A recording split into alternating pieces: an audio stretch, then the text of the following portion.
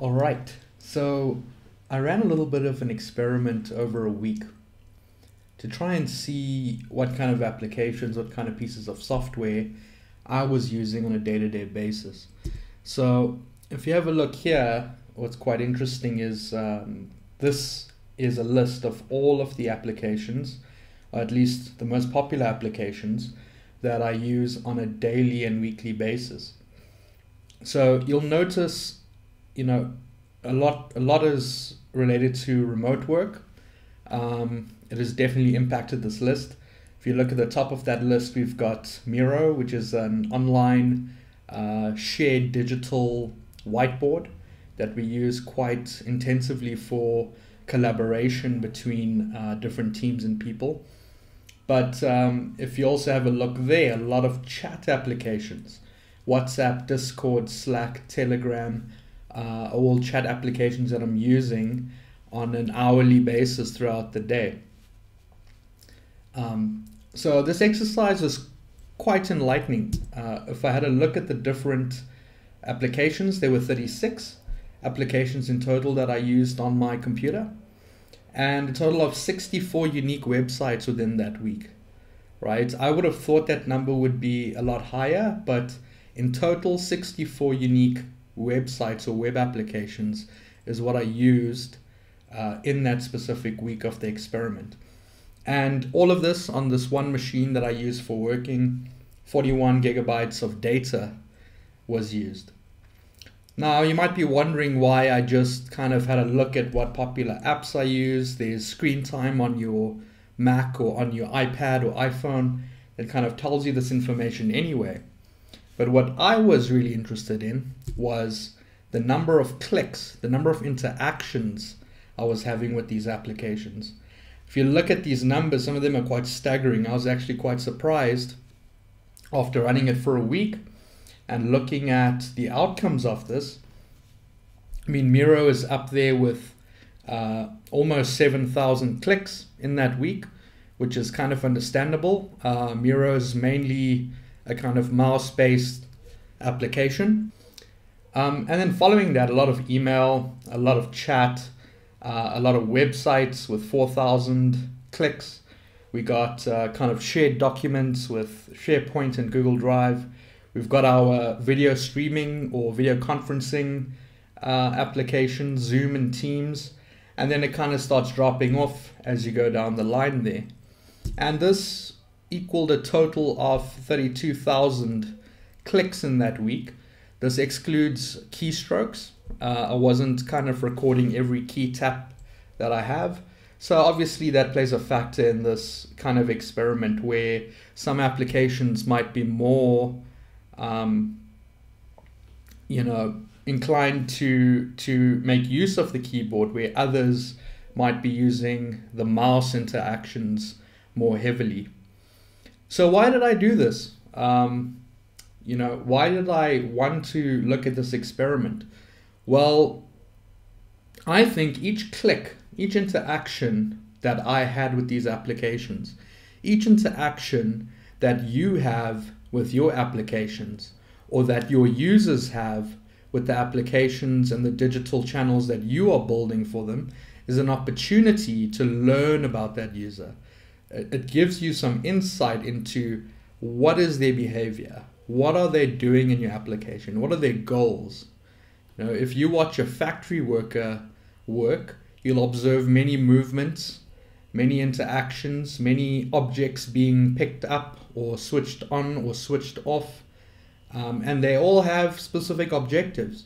So similarly, in a digital world, these clicks and taps and keystrokes are the micro interactions that indicate the behaviors that people are exhibiting to achieve the goals in the work that they're doing or in the objective they're trying to achieve. I'm Rishal Hurbans. I'm a Business Solutions Manager at Intellect. I'm also the author of Grokking AI Algorithms.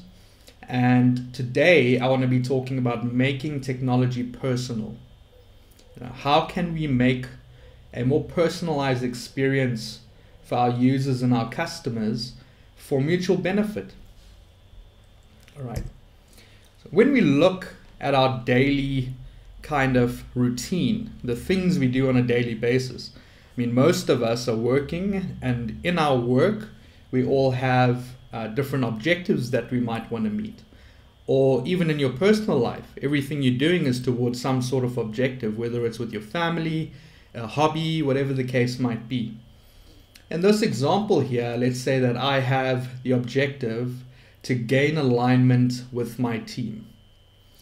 There's a series of decisions and a series of tasks that I need to carry out in order to achieve that objective. So maybe I need to decide, is this specific problem or topic that we need to align on, does it require async communication? So can we do it over chat or some other means where you don't need a response in real time? Or do we need something synchronous, like a video call or a meeting, where we're all there at the same time, able to communicate with each other? Let's say that it is a synchronous type of meeting that's required. You need to book a meeting. Often there's calendar clashes. Maybe you need to send a text and find out if someone's available, or find out any other information that you may be missing in preparation for that session. Maybe you want to write a bit of a brief, to get everyone aligned at the beginning as to what the objective of that session is. Kind of alignment inception, right? And then you get feedback from everybody on your team, right? And then eventually you achieve that goal, hopefully, if everything works out as you planned. That's one example of an objective and a series of tasks or series of things I need to do to achieve that objective. Let's say in the second example, I need to make a payment to somebody. Well, the first thing I need to do is source the banking details. The second thing I need to do is quadruple check that. And I'm pretty sure I'm not the only one who checks an account number maybe 4 or 5 times to make sure I'm sending the money to the right account.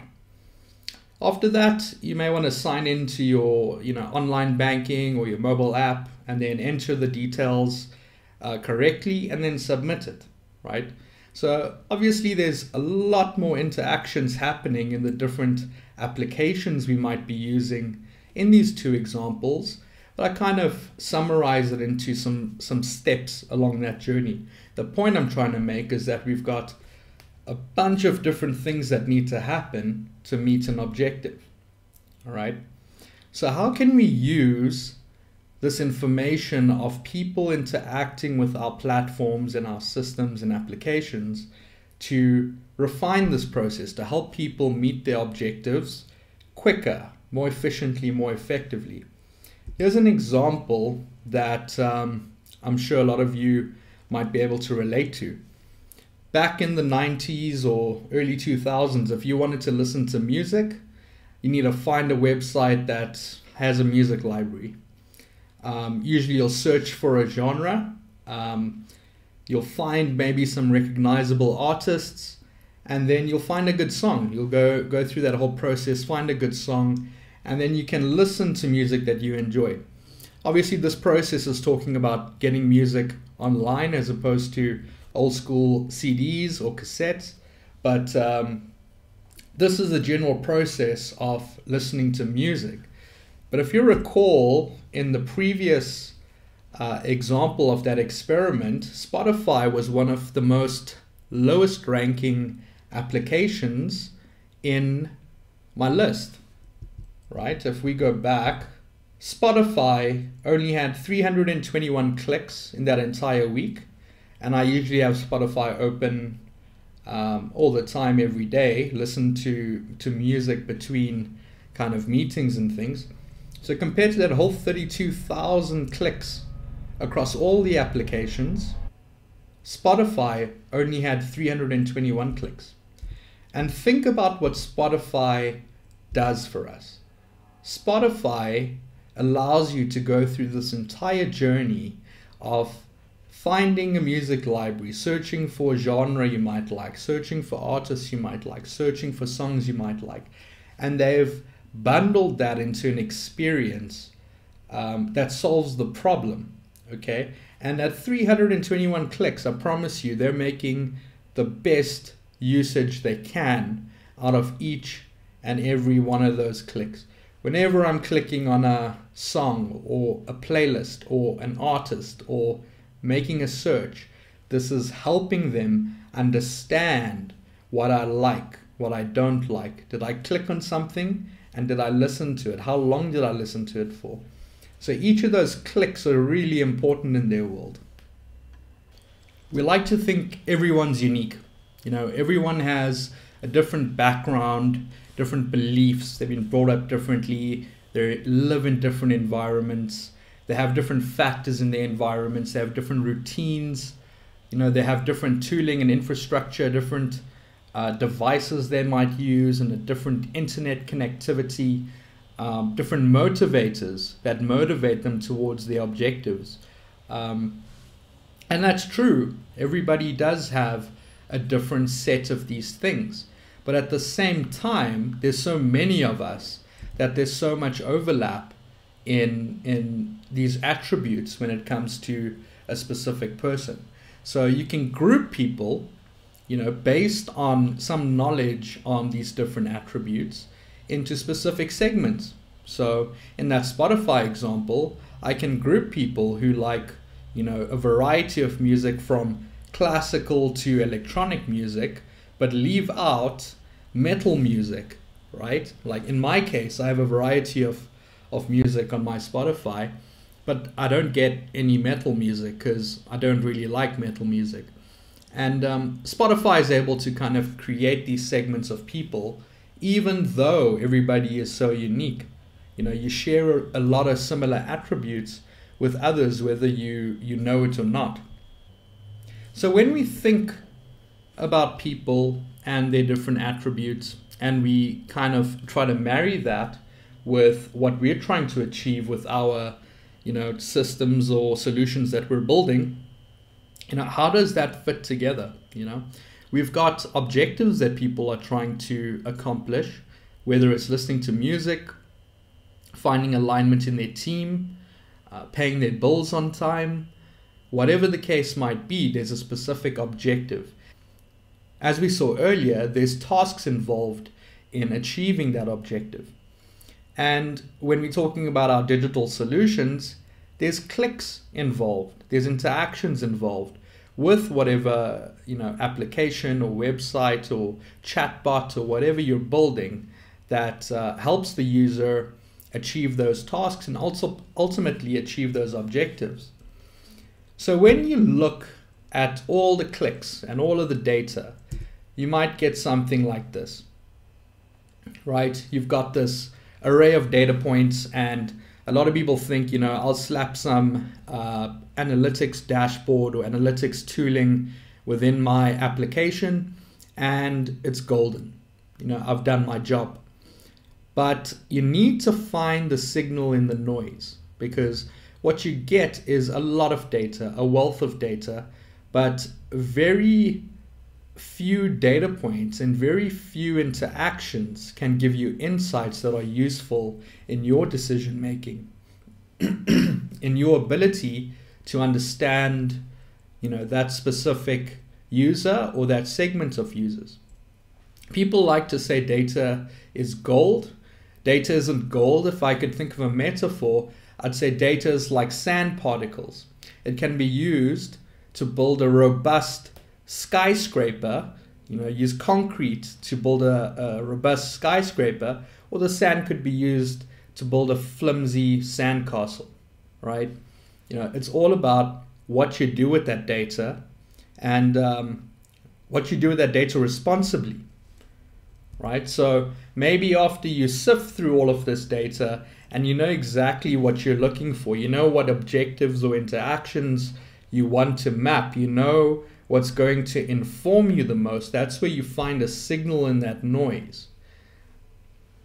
And the point of this is just to highlight that, you know, we have a wealth of data in our solutions. We want to make data-driven decisions.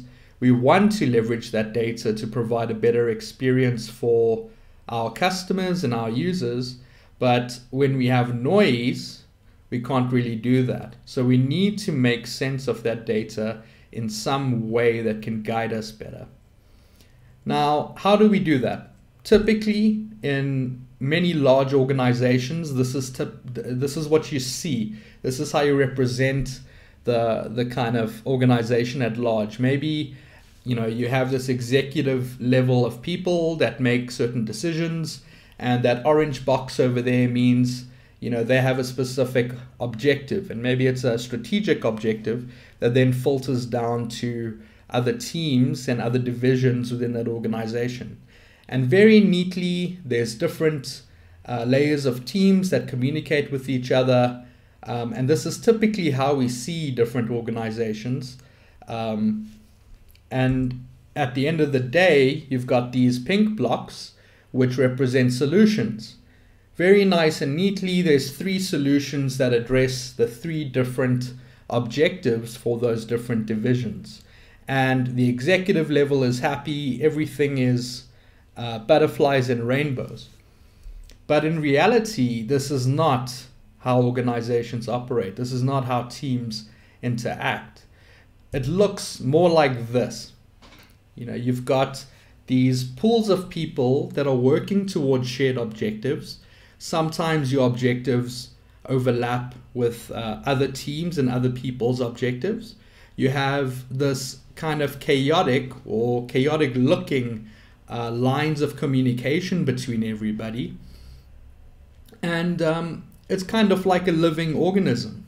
It's all built on relationships. You're working with people. You're not working with machines when you're building this. So you have this emergence of different communication channels, different teams that have different motivators and different kind of ways of doing things, all working towards an array of different objectives, apart from what's directly kind of cast down from an executive level.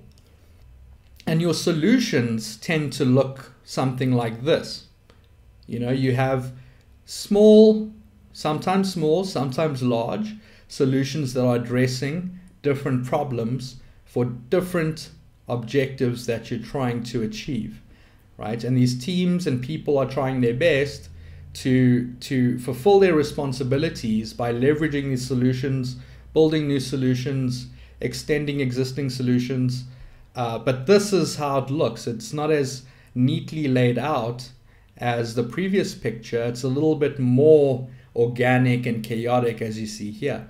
So if we're saying that data by itself is chaotic, and we're saying that it's not kind of cookie cut in terms of how organizations achieve their goals and how they leverage technology to achieve their goals, how do you go about finding that signal in the noise of data? Well, why not start with the hypotheses you already consider the truth? Many of us in the solutions we're building or the solutions we've built, we've made many assumptions about what a user might want, what their objectives might be, what constraints they might have, what they might be experiencing or what might be motivating them to use the piece of technology as a tool that you're providing. So maybe think about, if in an example, if you're in banking, retail investors withdraw for emergencies frequently. That's a hypothesis that you might want to pose, So often there's a gut feel and a kind of hunch from people who make decisions. Sometimes those decisions and those kind of gut feels are correct, but without a kind of repeatable scientific, for the lack of a better word, methodology to kind of test these assumptions, you can't really leverage the data for insights. You can't make data-driven decisions, right? It doesn't always have to be quantitative data. You can use qualitative data, and qualitative data, things like, the person felt discouraged after phoning the call center because XYZ happened on their journey in our digital channel, right? You can use that data in a meaningful way to make these decisions. But before you can do that, you needed a hypothesis. So in this example, we're saying, we think retail investors withdraw for emergencies frequently. You might, if you're telecoms, you might say mobile network users have a concentrated data usage at specific times in a day. Maybe they use a lot of data in the evening because there's a lot of streaming happening on Netflix, for example, right? And that's just a guess. It's an assumption. It's a hypothesis. We still need to test this. And you can use the data to test these things that you are proposing and these assumptions that you are having. Maybe in a more health company kind of space, you're saying fitness-obsessed customers want a smoothie after the gym. And maybe, some of you might relate to this with other organizations that may give you smoothies. But, is it a proven fact that everybody wants a smoothie? Maybe do some people want something different? Do people, do they have those same desires? Do they have those same goals across the board? And there's an array of things that we could look at in all different kind of segments. I've just listed some examples here, so it covers a kind of broad variety, so you kind of get the idea of looking at what you have already, figuring out what the assumptions were, or just asking the people what the assumptions were, and use those assumptions as a hypothesis that you can then test with your data.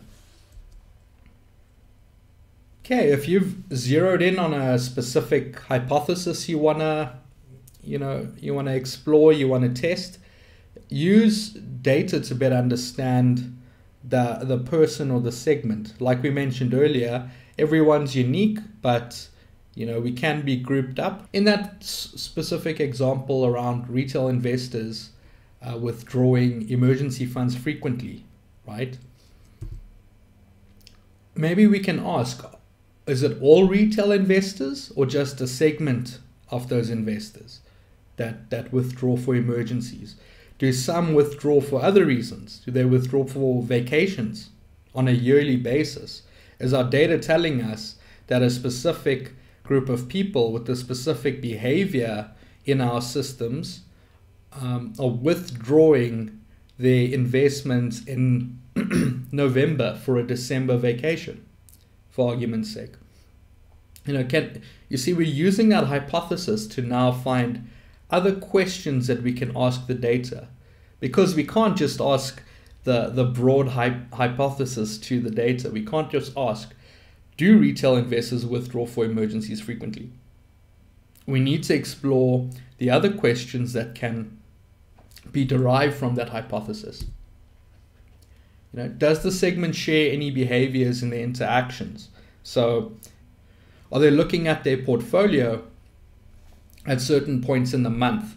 Or are they browsing, the performance of specific products?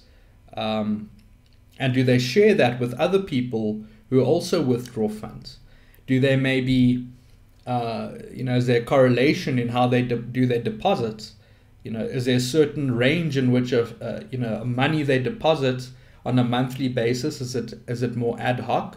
Can you kind of derive the goals that this person has set for themselves without explicitly asking them what goals they've set for themselves?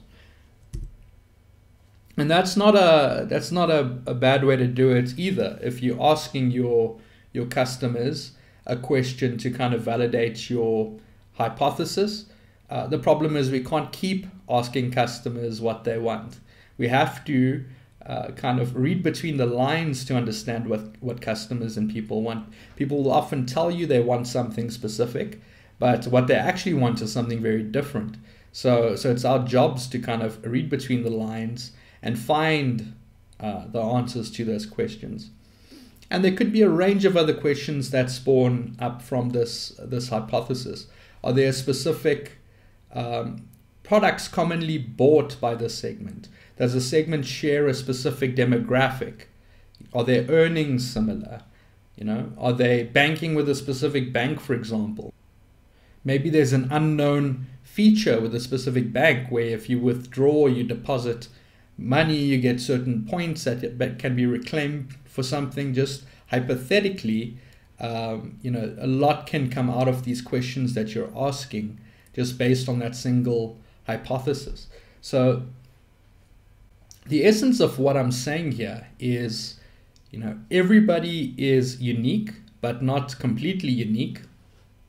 And everybody has objectives that they're trying to achieve, whether it be in their personal life or professional life. And in that journey towards achieving those objectives, there's different tasks that need to be completed. And people will be using your tools and using your services to achieve those tasks. And can we understand the interactions of people on these platforms to understand their behavior to better serve their experience in achieving those objectives that they've set out for themselves? So if you use this, I mean, there's, you know, 6,700 clicks on me that you could leverage if, you know, in your email service, if you've got email newsletters or any email interaction with your customers. There's 4,500 clicks on you know, your chat applications. So if you've built a chat bot, you know, there's a big opportunity to interact, engage, and learn more about your customers through these chat applications. You know, it doesn't all have to be mechanical and kind of, what's your question? Here's a list that you can choose from. Maybe you can do something a little bit more personalized that's more relevant to that specific person and specific segment. And then when it comes to websites, I mean, 4,000 clicks. And when we talk about websites, that includes web applications. I'm sure a lot of you watching this will have, you know, different solutions that you're working on that are web-based. There's a wealth of opportunity in the clicks you're getting on your website. Are you learning from the behaviors of people on your web application or your mobile application? With that said, I think it's important to note that all this data processing and kind of you know, gaining an understanding from data needs to be done responsibly, needs to be done ethically, and we can't take something as the truth if it just correlates. We need to, you know, do that test multiple times. We need to, you know, as I said earlier, ask different questions around that same hypothesis to get an accurate view of the data, an accurate view of what the reality is before we take action. And I mean, in this here, 4,000 clicks, as I said earlier, Spotify on 321 clicks, and they've solved that entire experience for me. So what can you solve for your customers with making things more personal? Thank you. That's it from me. If you'd like to get in touch, you can visit my website. You can get in touch with me on LinkedIn or Twitter. And if you're interested in checking out my book about AI algorithms, there's the link